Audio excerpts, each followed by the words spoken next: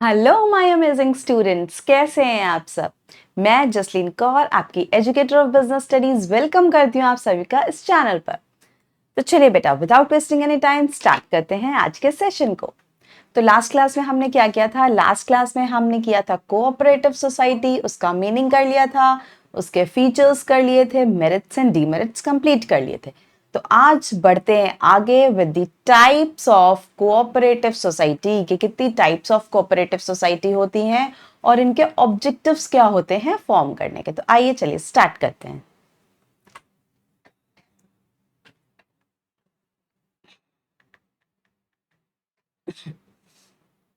चलिए स्टार्ट करते हैं सबसे पहली कोऑपरेटिव सोसाइटी से, that is consumer cooperative society. Consumer cooperative society क्यों फॉर्म की जाती है?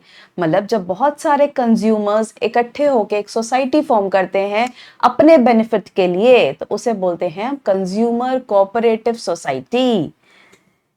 Consumer cooperative society is formed by consumers. कौन कैसे फॉर्म होती है? बहुत सारे कंज्यूमर्स एक साथ आते हैं एक सोसाइटी फॉर्म करने के लिए।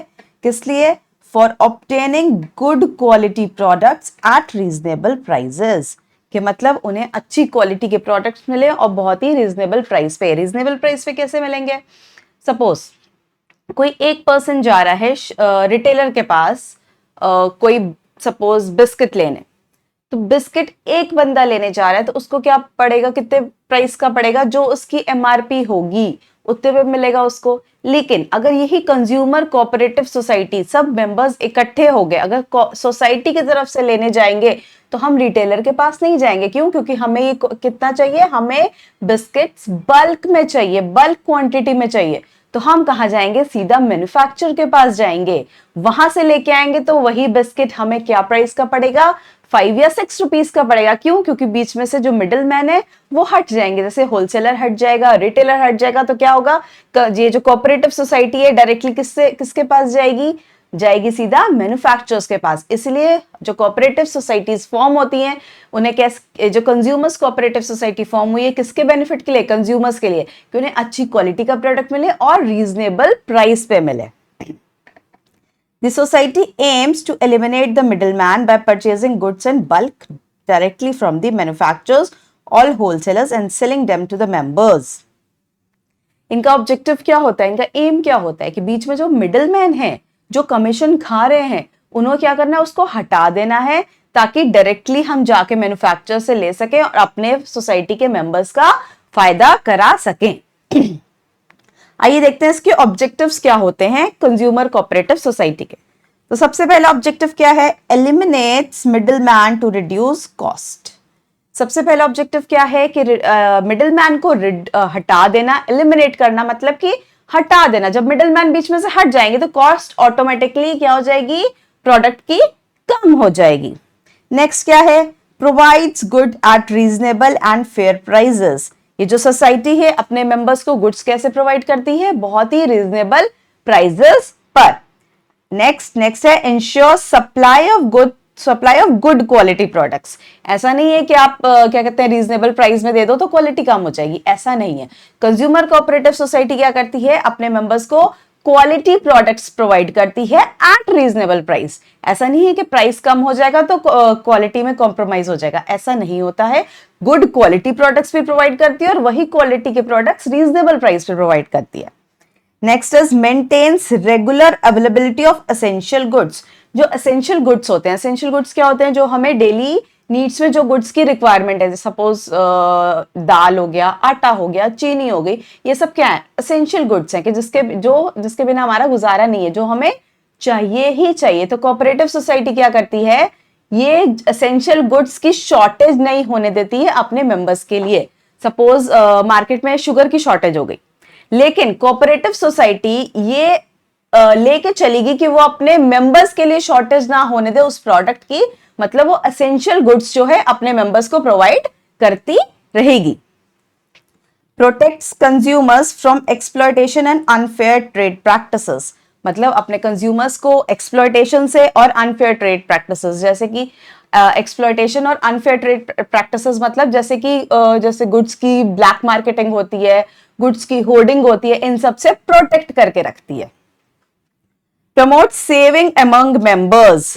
सेविंग कैसे होगी? जब कोऑपरेटिव सोसाइटी अपने कंज्यूमर्स को, अपने मेंबर्स को कम प्राइस में, मतलब रीजनेबल प्राइस में, मतलब सपोज वही बिस्किट का पैकेट जो 10 रुपीज का मिल रहा था, अब वो 5 रुपीज का मिल रहा है, तो हर एक मेंबर 5 रुपीज भी सेव करेगा, तो क्या हुआ, उनके अंदर ये हैबिट इनकलकेट हो जाएगी सेविंग की।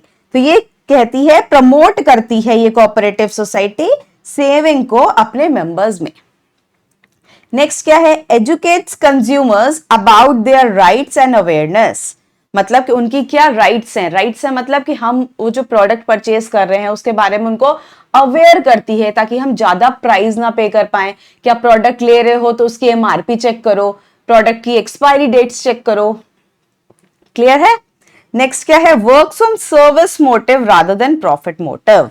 ये सारी कोऑपरेटिव सोसाइटी का एम है, रहता है कि वो सर्विस मोटिव के लिए काम करती हैं, वो प्रॉफिट मोटिव के लिए काम नहीं करती है। सर्विस प्रोवाइड करती हैं मतलब अपने मेंबर्स के वेलफेयर के लिए काम करती हैं। चलिए बढ़ते हैं नेक्स्ट कोऑपरेटिव सोसाइटी की तरफ, that is producers cooperative society. अब प्रोड्यूसर्स कोऑपरेटिव सोसाइटी क्यों फॉर्म होती है? प्रोड्यूसर्स कोऑपरेटिव सोसाइटी बहुत सारे प्रोड्यूसर्स को मिलके फॉर्म होती है, और ये जो प्रोड्यूसर्स होते हैं ये स्मॉल प्रोड्यूसर्स होते हैं, बहुत लार्ज स्केल वाले प्रोडक्शन वाले प्रोड्यूसर्स नहीं होते। जो छोटा छोटा प्रोडक्शन करते हैं वो सारे इकट्ठे मिलके एक प्रोड्यूसर कोऑपरेटिव सोसाइटी फॉर्म करते हैं। Producer cooperative society is formed by small producers who desire to procure input for production of goods in order to meet demand of consumers. ये क्या करते हैं? इनका डिजायर क्या होता है कि ये जो प्रोडक्ट्स हैं, मतलब कि जो इन इनपुट प्रोडक्ट्स है, इनपुट प्रोडक्ट्स मतलब जो इन्हें अपने प्रोडक्ट्स को मतलब मैन्युफैक्चर करने के लिए जो प्रोडक्ट्स लाइक रॉ मटेरियल्स चाहिए होते हैं। सपोज फार्मर को क्या चाहिए? फार्मर को सीड्स चाहिए, फार्मर को फर्टिलाइजर्स चाहिए, उसको पेस्टिसाइड्स चाहिए, उसको टूल्स चाहिए। ये सब क्या है? इनपुट प्रोडक्ट्स बोलते हैं हम इन्हें। तो ये सारे प्रोडक्ट्स मतलब अब प्रोड्यूसर्स इकट्ठे होते हैं, कोऑपरेटिव सोसाइटी बनाते हैं, और ये सारे प्रोडक्ट्स उन्हें बहुत ही रीजनेबल प्राइस पे मिल जाते हैं। They are formed to face the competition from large scale producers. जैसे लार्ज स्केल प्रोड्यूसर्स के आगे कॉम्पीट करने के लिए ये एक सोसाइटी फॉर्म करते हैं, क्योंकि एक छोटा अकेला producer large scale product producer के सामने नहीं टिक पाता। तो क्या करते हैं, सारे छोटे छोटे प्रोड्यूसर्स जो हैं एक साथ मिलकर एक सोसाइटी फॉर्म करते हैं, और वो तब लार्ज स्केल प्रोड्यूसर्स को कॉम्पीट कर सकते हैं। They are also known as industrial cooperative societies. अब आइए देखते हैं इसके ऑब्जेक्टिव्स क्या है। ये प्रोड्यूसर्स कोऑपरेटिव सोसाइटी बनाई क्यों जाती है? ये क्या क्या करती है अपने मेंबर्स के लिए? ये provides raw materials and resources eight reasonable cost. ये जो है रॉ मटेरियल्स को, जैसे कि अभी एग्जांपल हमने लिया था, सपोज सीड्स हो गई, मशीनरी हो गई, टूल्स हो गए, ये सारे प्रोड्यूसर्स को नीड होगी। मतलब सारे, अगर सपोज बहुत सारे प्रोड्यूसर्स हैं जिनका फार्मिंग का काम है, उसे प्रोडक्शन करते हैं क्रॉप्स की, तो ये जो सारे सीड्स हैं, फर्टिलाइजर्स हैं, मशीनरी है, ये सारे फार्मर्स प्रोड्यूसर्स को चाहिए। मतलब लैंड भी चाहिए, मशीनरी भी चाहिए। तो अब क्या करते हैं ये लोग मिलके, क्या करते हैं, मिलके मशीनरी ले लेते हैं, मिलके टूल्स ले लेते हैं। मतलब एक पे बर्डन नहीं आता, सब मिलके लेते हैं और सब मिलके उसको यूज करते हैं। Facilitates collective production and better utilisation of resources. मतलब ये लोग जो भी प्रोडक्शन करते हैं एक ही प्रोडक्ट ही कलेक्टिवली करते हैं, और इनकी जो रिसोर्सेज जो रहती हैं, जैसे कि लैंड होगी, लैंड का फुल ऑप्टिमाइजेशन करना, मशीनरी लेके आए तो मशीनरी का फुल ऑप्टिमाइजेशन करना, जो भी इनके पास रिसोर्सेज हैं उसको अच्छे से यूज करना, मतलब fuller utilisation of resources. Next क्या है? Eliminates middleman to increase producers profit. मतलब बीच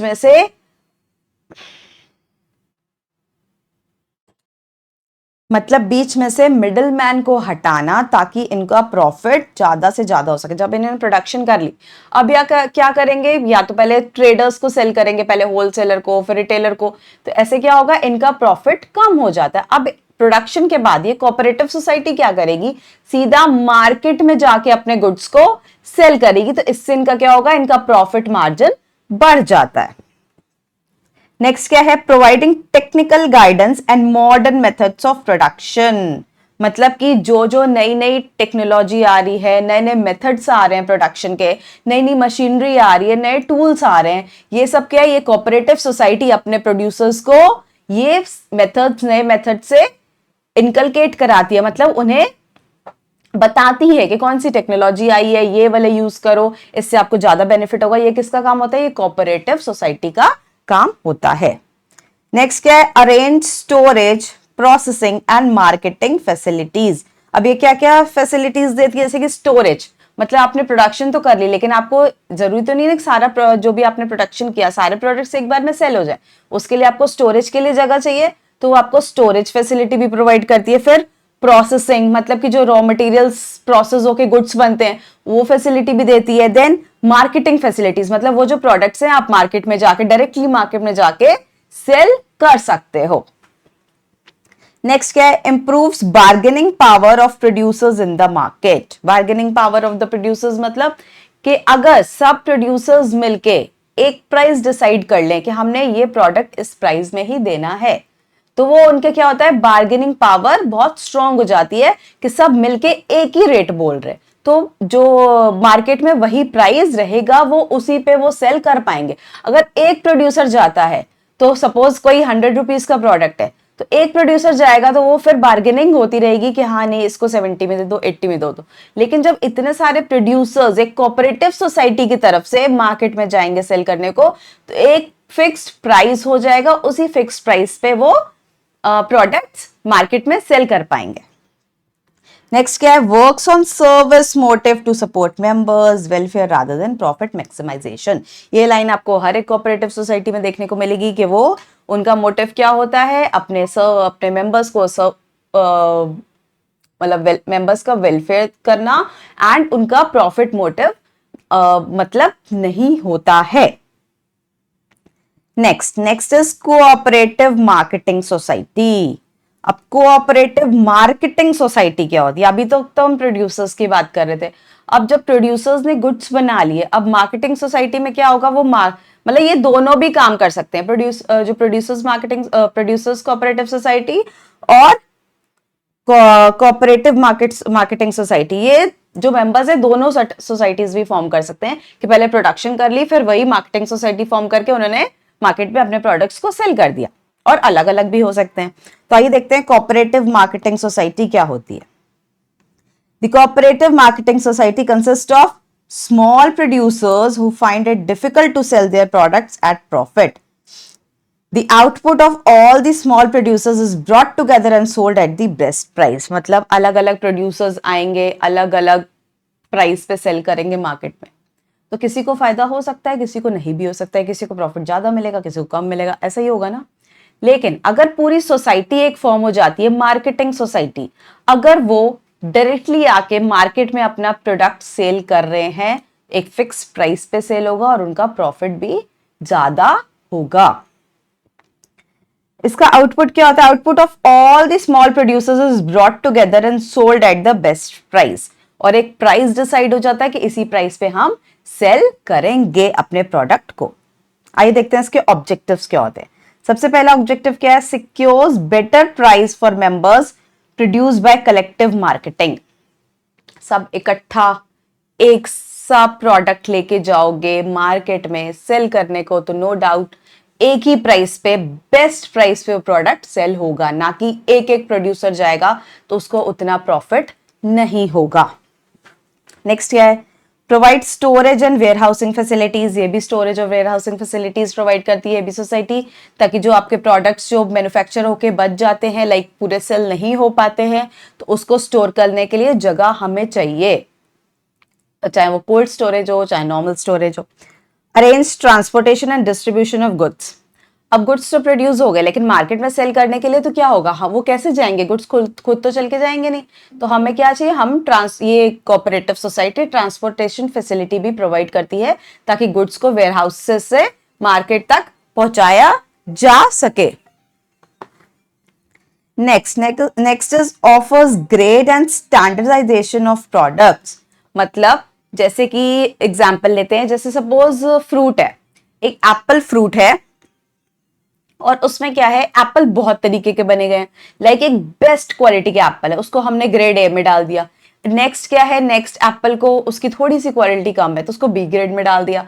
और थर्ड है जो थोड़े बहुत सही है थोड़े बहुत खराब है, उसको सी ग्रेड में डाल दिया। अब क्या है, अब प्राइस डिसाइड होगा कि जो ए ग्रेड के एप्पल्स हैं वो सेल होंगे 300 रुपीज kg पे। देन जो बी वाला है जिसकी क्वालिटी थोड़ी कम है उसको हम सेल करेंगे 250 पे। और जो बिल्कुल ही जैसे सी वाला कैटेगरी है कि कोई उसमें से खराब भी निकल सकता है, कुछ सही है कुछ खराब है मतलब, तो वो जो सी कैटेगरी वाला है उसको हम सेल करेंगे 200 पे। तो ये क्या हो गया, अलग अलग ग्रेड बना दिया गया प्रोडक्ट का कि कौन सा प्रोडक्ट किस प्राइस पे सेल होगा। नेक्स्ट क्या है, provides market information and price trends to members. जो मार्केट में प्राइस चल रहा है, कौन से प्रोडक्ट का क्या प्राइस चल रहा है, वो भी इंफॉर्मेशन कोऑपरेटिव सोसाइटी अपने मेंबर्स को देती है।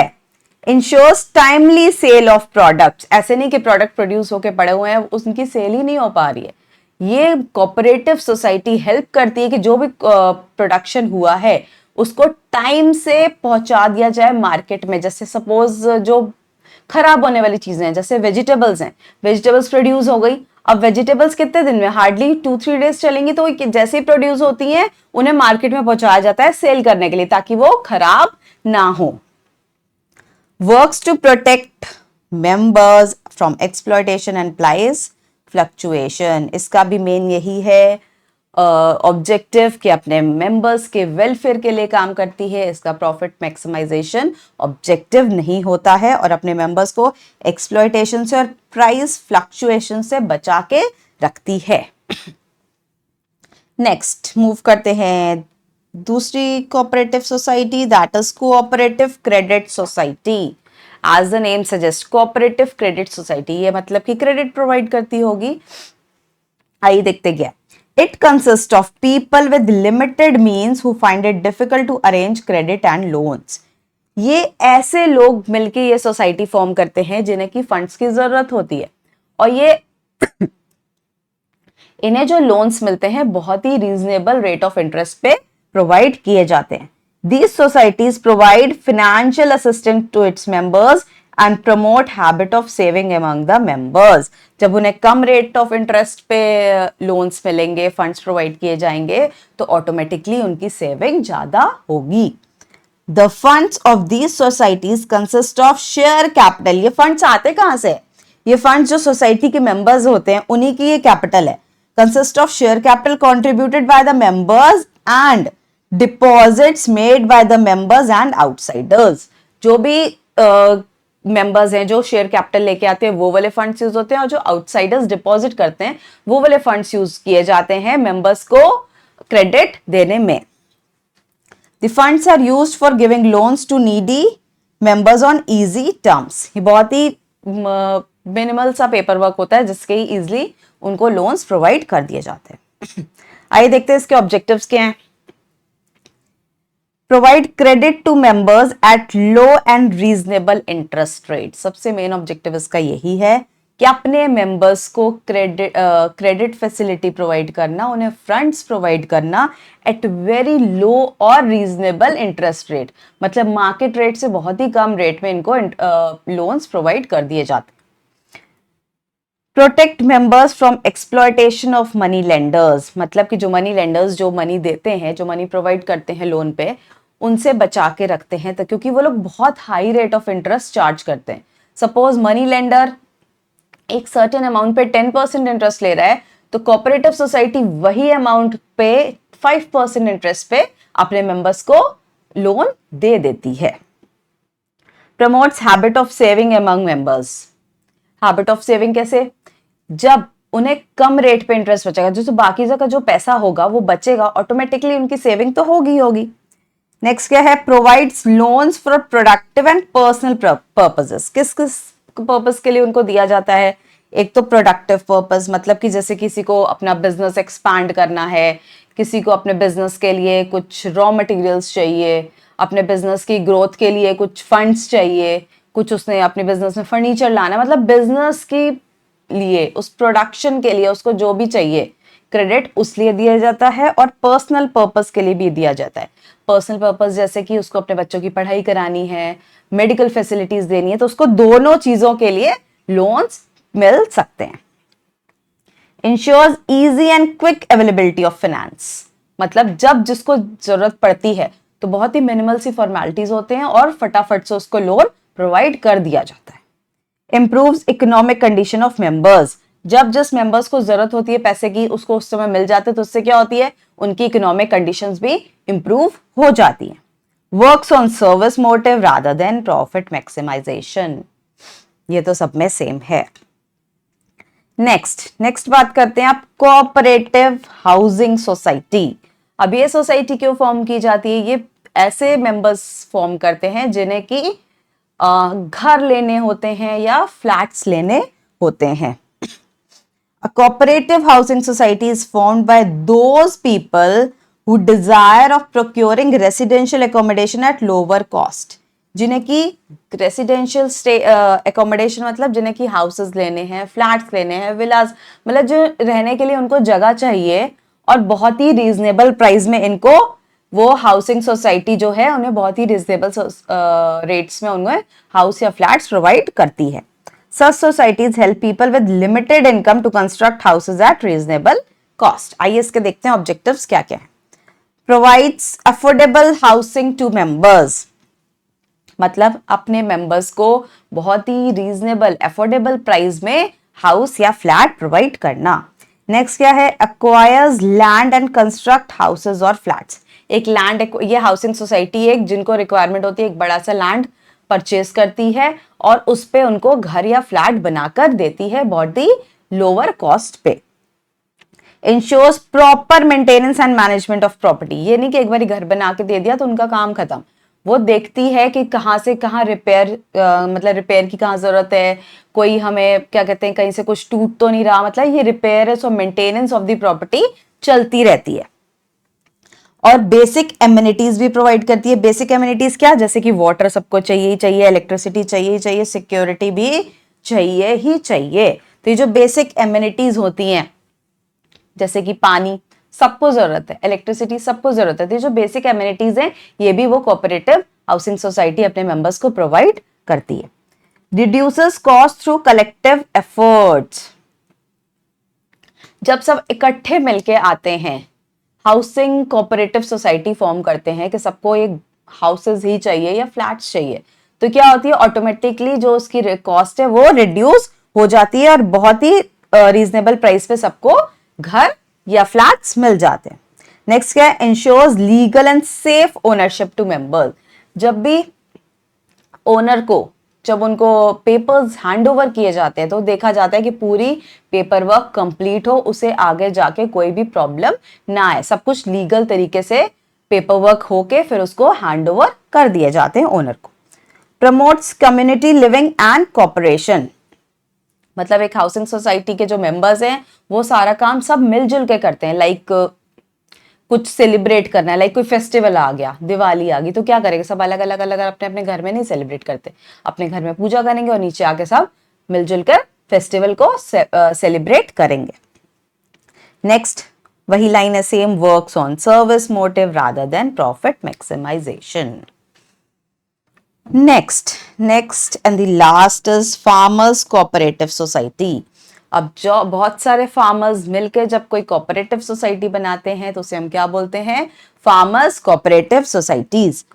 Farmers cooperative societies formed by farmers jointly taking up farmer activities in order to gain benefit of large scale farming and higher productivity। कि मतलब बहुत सारे फार्मर्स इकट्ठा होकर सोसाइटी बनाते हैं अपने बेनिफिट के लिए ताकि वो लार्ज स्केल पर प्रोडक्शन कर सकें और हायर प्रोडक्टिविटी, बहुत सारा क्रॉप्स या बहुत सारे जो ग्रेन्स है वो प्रोड्यूस कर सके। These societies are established to protect the interest of farmers by providing better inputs at reasonable cost। ये क्यों फॉर्म की जाती है?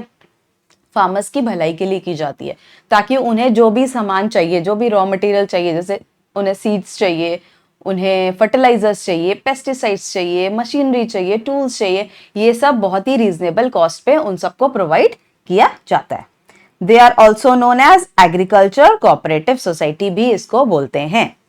आइए देखते हैं इसके ऑब्जेक्टिव्स क्या हैं। सबसे पहला ऑब्जेक्टिव क्या है, provides farmers with agriculture inputs eight reasonable price, जिसकी अभी हम बात कर रहे थे। एग्रीकल्चर इनपुट्स कौन कौन से, जो भी रॉ मटेरियल्स होने चाहिए जैसे कि सीड्स, फर्टिलाइजर्स, पेस्टिसाइड्स एक्सेट्रा, बहुत ही वो रीजनेबल प्राइस में प्रोवाइड करना। Promotes collective farming and efficient use of land and resources. अब लैंड तो है, अब एक लैंड पे एक फार्मर काम करी जा रहा है, पूरा लैंड तो नहीं यूज कर पाएगा ना, जो जो रिसोर्सेज हैं पूरी नहीं यूज हो पाएंगी। अब वही एक लैंड है और वहां पे 10 फार्मर्स मिलके कर रहे हैं तो लैंड पूरा यूज होगा। जो भी रिसोर्सेज हैं जैसे जो टूल्स हैं, अब एक बंदा तो सारे टूल्स लेके बैठ नहीं जाएगा कि हाँ उसी से वो फार्मिंग कर रहा है। तो जो लैंड का पूरा फुल यूटिलाइजेशन हो रहा है, टूल्स का यूटिलाइजेशन हो रहा है, मशीनरी का यूटिलाइजेशन हो रहा है, सारी सीड्स सो की जा रही है। तो ये सब क्या है, जो भी रिसोर्सेज हैं सब मिलके फार्मिंग करेंगे तो जो भी रिसोर्सेज हैं वो पूरी तरीके से यूज हो पाएंगी। Arrange credit and financial assistant for farmers. अगर फार्मर्स को भी क्रेडिट फैसिलिटी चाहिए तो ये सोसाइटी उन्हें प्रोवाइड करती है, ताकि अगर उन्हें रॉ मटेरियल्स लेने के लिए सपोज लोन चाहिए तो वो भी उनको फैसिलिटीज मिल जाती हैं। Provides modern technology tools and technical guidance. ये सोसाइटी अपने फार्मर्स के लिए क्या प्रोवाइड करती है, मॉडर्न टेक्नोलॉजी, जो भी नई टेक्नोलॉजी आती है उन्हें उनसे अवेयर कराती है और उनको उसके बारे में टेक्निकल गाइडेंस, पूरी गाइडेंस भी प्रोवाइड की जाती है। Ensure better irrigation and farming facilities, मतलब जो इरिगेशन फार्मिंग में तो मतलब मस्ट होता है, तो ये इरिगेशन फैसिलिटी भी प्रोवाइड की जाती है कि इरिगेशन में प्रॉब्लम ना आए फार्मर्स को। Helps in storage, processing and marketing of produce, जैसे कि ये पॉइंट हमने पहले भी कवर किया था कि जो ये प्रोड्यूस करेंगे उसको स्टोर भी तो करना होगा। जब प्रोडक्शन होगी तो उसके लिए इनको वेयरहाउस चाहिए स्टोर करने के लिए। रॉ मटेरियल्स प्रोसेस हो गए, फिर वो कहाँ जाएंगे, फिर वो मार्केट में जाएंगे सेल होने के लिए। नेक्स्ट क्या है, increase productivity and income of farmers. इससे क्या होगा, फार्मर्स की प्रोडक्टिविटी इंक्रीज होती है और अल्टीमेटली उनकी इनकम भी इंक्रीज होती है। Protects farmers from exploitation and price fluctuation, मतलब फार्मर्स जो हैं अपने गुड्स को, अपनी क्रॉप्स को बेस्ट प्राइस में सेल कर सकें और उन्हें कोई मतलब जो प्राइस चाहते हैं उस प्राइस पे मिलजुल कर सब वो मार्केट में सेल कर सके। चलिए आज खत्म होता है आपका कोऑपरेटिव सोसाइटीज। अब नेक्स्ट क्लास में हम स्टार्ट करेंगे जॉइंट स्टॉक कंपनी। तो तब तक आप कोऑपरेटिव सोसाइटी पढ़ के आइएगा, रिवाइज करके आइएगा, फिर हम बढ़ेंगे आगे जॉइंट स्टॉक कंपनी की ओर। तो चलिए आज का सेशन यही एंड होता है, मिलते हैं नेक्स्ट वीडियो में। Till then take care of yourselves, bye bye to all.